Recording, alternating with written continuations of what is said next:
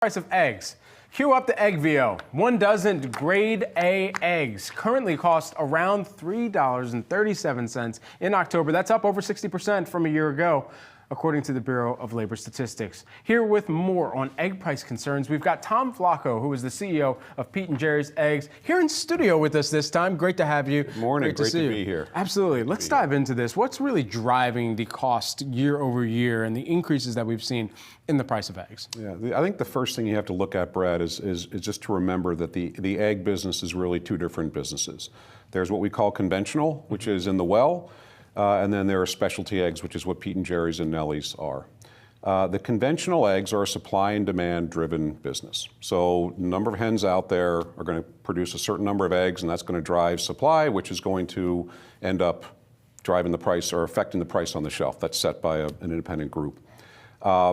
That has been affected by avian influenza, which has started in 2022, and we're still dealing with it. So we talked about this a little bit before. Since then, another 20 million birds have died from avian influenza, which takes, if the total layer population is around 325 million birds, 70 million in total have come out on this cycle. So when you take that much of a reduction, almost a 20% reduction in the supply of birds laying eggs, that's going to drive up price. Now, that's not the case for specialty eggs. For our eggs are actually about the same price now as they were a year ago for both Pete & Jerry's and Nellie's. Our eggs, we have a much different model. We have a fragmented model. We're in close to 300 farms and barns across the country. And so our eggs are not beholden to any one flight path of migratory birds. Avian influenza is spread by migratory birds. So that distributed model protects us.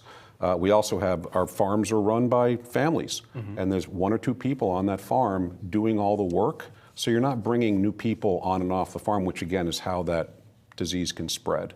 So touch wood, we haven't had the impact that those big conventional players have had. So I guess from the broader industry, how far away are we from normalization of egg prices post avian flu, if that is in sight here?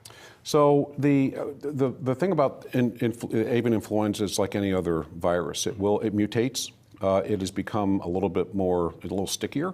It's not going away as quickly. The last big bout lasted maybe about a year. This one is close to 2 years. 2015-16 was the last big bout. It went away for quite a while, and now it's come back. We're seeing it start to abate, but then every once in a while, then another farm is hit and another 1 million or so birds are affected. So we're not seeing it go away anytime soon. Although this is the time that it ought to quiet down. Sure. So now birds have finished migrating, either now they've gone south, and we should start to see it quiet down.